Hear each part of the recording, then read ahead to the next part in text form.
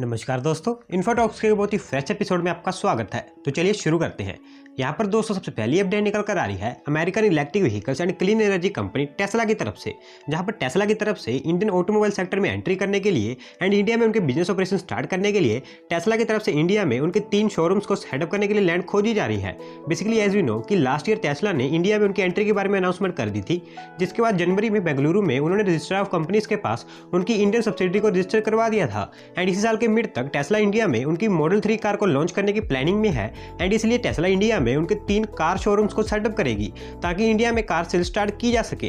दोस्तों इन तीनों शोरूम्स के लिए कर्नाटका की capital city Bengaluru, national capital Delhi and financial capital Mumbai में टेस्ला लैंड देख रही है। एंड इसके लिए उन्होंने कुछ इंडियन एग्जीक्यूटिव्स को हायर भी किया है। एंड ये तीनों कार शोरूम्स इन सिटीज में 20,000 से 30,000 स्क्वायर फीट के एरिया में सेटअप किए जाएंगे। दोस्तों देखते हैं कि आने वाले समय में टेस्ला भारत में क्या करता है। बढ़ते हैं दोस्तों अगली अपडेट की तरफ, जो निकल कर आ रही है हमारी one of the Himalaya state Uttarakhand की तरफ से, जहां पर union road transport and highways minister Nitin Gadkari ji ने उत्तराखंड स्टेट में ट्रांसपोर्ट कनेक्टिविटी को और बेहतर करने के लिए स्टेट में 28 हाईवे प्रोजेक्ट्स को अप्रूव कर दिया है। ये 28 highway projects total 231.04 kilometre length के होंगे, जिनमें 1,210.17 करोड़ की इन्वेस्टमेंट की जाएगी। बेसिकली इनमें 1-2 प्रोजेक्ट्स को छोड़कर बाकी सभी projects highway reconstruction and upgradation को लेकर हैं, क्योंकि आप सब जानते ही हैं कि उत्तराखंड स्टेट एक हिली स्टेट एरिया है जहां पर नेचुरल डिजास्टर्स आना कोई आम बात है। लेकिन ये नेचुरल डिजास्टर्स जानी मानी नुकसान के साथ साथ पब्लिक एंड प्राइवेट प्रॉपर्टीज का भी काफी ज्यादा नुकसान करते हैं, जो अक्सर देखने को मिलता है। एंड मोस्टली इस कारण रोड्स एंड हाईवेज को काफी ज्यादा नुकसान देखने को मिलता है।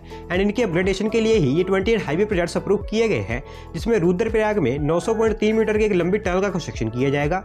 नेशनल हाईवे 107 को नेशनल हाईवे 7 से जोड़ने के लिए अलकनंदा रिवर पर एक मेजर ब्रिज, आस्कोट लिपुलेक रोड का अपग्रेडेशन एंड रिहेबिलिटेशन, ये कुछ मेन प्रोजेक्ट्स हैं जो उत्तराखंड स्टेट के लिए अप्रूव किए गए हैं।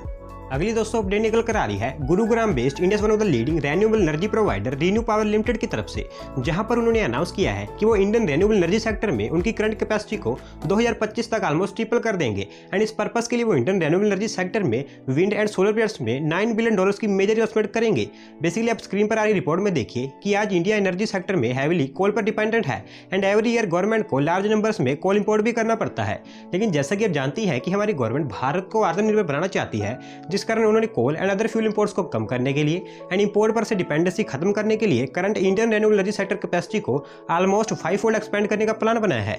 एंड 2030 तक इंडिया में 450 गीगावाट तक की रेन्यूएबल एनर्जी कैपेसिटी का टारगेट रखा है। And according to this plan every year India में $20 बिलियन तक की इन्वेस्टमेंट अपॉर्चुनिटीज कंपनीज के पास अवेलेबल है। एंड इसी अपॉर्चुनिटी को देखते हुए रीन्यू पावर लिमिटेड 2025 तक Indian wind and solar projects में $9 बिलियन तक की मेजर इन्वेस्टमेंट करने वाली है। अगली दोस्तों अपडेट निकल कर आ रही है इंडिया से largest integrated solar company Tata power solar systems limited की तरफ से, जहां पर टाटा पावर लिमिटेड ने कर्नाटका के बेंगलुरु में उनके existing solar cells and modules की मैन्युफैक्चरिंग फैसिलिटी की प्रोडक्शन को और इंक्रीज कर दिया है। एंड इंक्रीज करके 1100 मेगावाट तक कर दिया है, जो कि ऑलमोस्ट उनकी करंट प्रोडक्शन कैपेसिटी से डबल हो चुकी है। बेसिकली भी कल मैंने आपको बताया कि according to central government Indian renewable energy sector को सोलर प्रोजेक्ट्स के लिए heavily solar modules and cells के इंपोर्ट पर डिपेंड रहना पड़ता है, क्योंकि लार्ज स्केल पर इंडिया में इन सोलर मॉड्यूल्स एंड सेल्स की मैन्युफैक्चरिंग नहीं की जाती है, जो कि currently fastly growing Indian renewable energy sector के लिए मच नीडेड है। एंड इसी पर्पस के लिए गीगावाट स्केल पर इन सोलर मॉड्यूल्स एंड सेल्स की मैन्युफैक्चरिंग कैपेसिटी को अचीव करने के लिए सेंट्रल गवर्नमेंट ने कल national programme on high efficiency solar PV module scheme को अप्रूव कर दिया है, ताकि इतनी बड़ी अपॉर्चुनिटी का इस्तेमाल ज्यादा से ज्यादा इंडियन कंपनी से उठा सकें। एंड इसके बाद टाटा पावर का कहना है कि वो भी गवर्नमेंट ऑफ इंडिया के आत्मनिर्भर भारत मिशन के अंतर्गत कंट्रीब्यूट करेंगे एंड इस न्यू सोलर स्कीम के अंतर्गत उनकी मैन्युफैक्चरिंग कैपेसिटी को इंक्रीज करेंगे, जो उन्होंने 1100 मेगावाट तक इंक्रीज करके ऑलमोस्ट डबल कर दी है। अगली दोस्तों अपडेट निकल कर आ रही है मुंबई महाराष्ट्र से, जहां पर ministry of ports shipping and waterways ने अनाउंस किया है कि वो महाराष्ट्र की कैपिटल सिटी मुंबई में रोड्स पर से ट्रैफिक को रिड्यूस करने एंड वाटर ट्रांसपोर्टेशन मीन्स को और प्रमोट करने के लिए 4 न्यू रूट्स पर रोपैक्स फेरी सर्विस इंट्रोड्यूस करने वाले हैं। बेसिकली एज यू नो कि हमारी सेंट्रल गवर्नमेंट ने ministry of ports shipping and waterways को ये कहा है कि वो देश में वाटर मीन्स को यूज करके इन्हें as a means of transportation use करे, जिस कारण इनिशियली मुंबई एंड दिल्ली जैसी बड़ी बड़ी सिटीज में इन वाटर ट्रांसपोर्टेशन मीन्स को इंट्रोड्यूस किया जाएगा।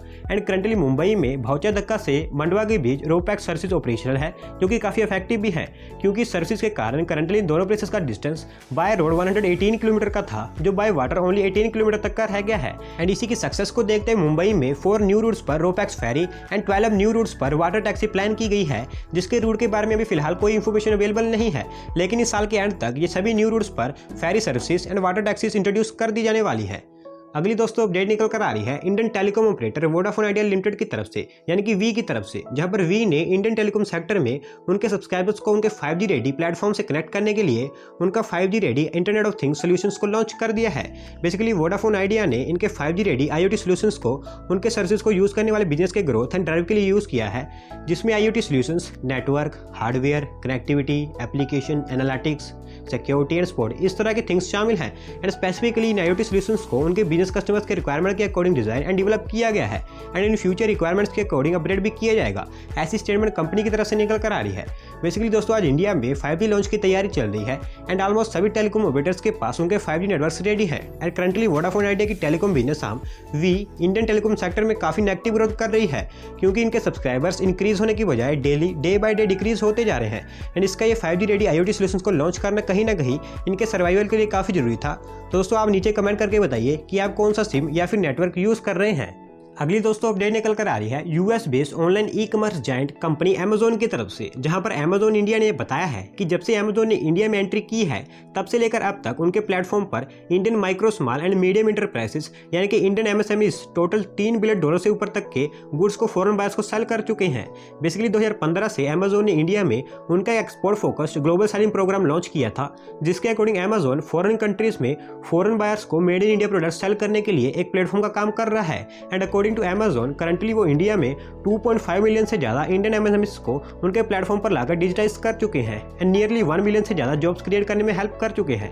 एंड उनके इस ग्लोबल सेलिंग प्रोग्राम के अंतर्गत around 70,000 Indian based sellers Amazon के द्वारा 17 इंटरनेशनल मार्केट्स में अपनी प्रेजेंस स्टेब्लिश कर चुके हैं। एंड रिसेंटली उन्होंने ये भी अनाउंस किया था कि वो 2025 तक वर्थ $10 बिलियन तक के मेड इन इंडिया गुड्स को फॉरेन कंट्रीज में सेल करेंगे। ये प्रोग्राम काफी सक्सेसफुल भी रहा था, क्योंकि लास्ट ईयर जुलाई तक इंडियन सेलर्स ने वर्थ $2 बिलियन तक का मार्क टच किया था इन exports through Amazon and now कुछ ही महीने में ये एक्सपोर्ट्स इंक्रीज होकर $3 बिलियन तक पहुंच गए हैं। तो दोस्तों यहाँ से पता चलता है कि इंडियन ई कॉमर्स सेक्टर कितनी तेजी से ग्रो हो रहा है। बस यहाँ पर सिर्फ एक Indian e commerce startup and company की जरूरत है जो आने वाले समय में Amazon और फ्लिपकार्ट को टक्कर देगी। अगला दोस्तों आज स्टार्टअप अपडेट्स का सेगमेंट है, क्योंकि आज स्टार्टअप्स को लेकर बहुत ही बेहतरीन अपडेट सामने लेकर कर आई हैं। पहली दोस्तों स्टार्टअप अपडेट निकल कर आ रही है San Francisco based messaging platform Gupshup को लेकर, जहां पर गपशप मैसेजिंग प्लेटफॉर्म ने रिसेंटली एक लेटेस्ट फंडिंग राउंड में $100 मिलियन की सीरीज F फंडिंग रेस कर ली है। बेसिकली गपशप है तो एक सैन फ्रांसिस्को बेस्ड स्टार्टअप, लेकिन इसके फाउंडर्स एक इंडियन है जिन्होंने ये मैसेजिंग प्लेटफॉर्म बिल्ड किया है एंड ये स्टार्टअप लास्ट 15 ईयर्स से इंडिया में उनके ऑपरेशंस पर वर्क कर रहा है। एंड गपशप के अकॉर्डिंग करंटली उनके मैसेजिंग प्लेटफॉर्म का इस्तेमाल 1 लाख से ऊपर बिजनेस कर रहे हैं एंड पिछले कुछ समय से ये नंबर्स रैपिडली इंक्रीज होते जा रहे हैं। एंड नाउ इनको टाइगर ग्लोबल मैनेजमेंट की तरफ से $100 मिलियन की फंडिंग रिसीव हो चुकी है, जिस कारण इनकी वैल्यूएशन $1.4 बिलियन से ऊपर पहुंच चुकी है एंड नाउ ये एक स्टार्टअप यूनिकॉर्न स्टार्टअप बन चुका है। अगली दोस्तों अपडेट निकल कर आ रही है Bengaluru based credit card payment platform CRED को लेकर, जहां पर क्रेड ने अनाउंस किया है कि उन्होंने रिसेंटली एक न्यू फंडिंग राउंड में $215 मिलियन की फंडिंग रेस कर ली है।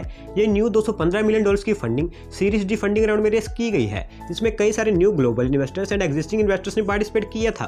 बेसिकली अभी जनवरी में भी क्रेड को $80 मिलियन की फंडिंग रिसीव हुई थी, जिसके बाद इनकी वैल्यूएशन $806 मिलियन तक पहुंच गई थी। एंड नाउ ये फंडिंग के बाद क्रेड की वैल्यूएशन नियरली ट्रिपल होकर $2.2 बिलियन तक पहुंच गई है एंड अब ये स्टार्टअप भी एक यूनिकॉर्न स्टार्टअप बन चुका है। करंटली क्रेड उन फ्यू इंडियन स्टार्टअप्स की लिस्ट में शामिल हो चुका है जिन्होंने अर्ली स्टेज में यूनिकॉर्न स्टेटस अचीव कर लिया है।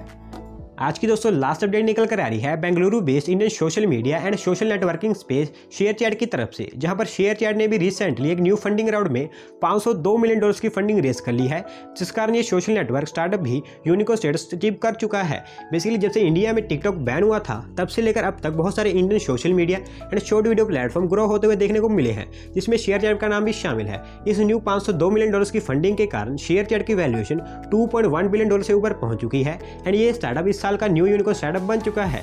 करंटली जनवरी से लेकर अब तक हमें टोटल 10 यूनिकॉर्न स्टार्टअप्स देखने को मिल चुके हैं, जिसमें से 6 यूनिकॉर्न स्टार्टअप्स तो सिर्फ पिछले वीक में ही देखने को मिले हैं। तो दोस्तों उम्मीद करते हैं कि ये पॉजिटिव थिंग इसी तरह कंटिन्यूसली चलती रहे एंड हमें इंडिया में और भी न्यू यूनिकॉर्न स्टार्टअप्स देखने को मिलते रहे।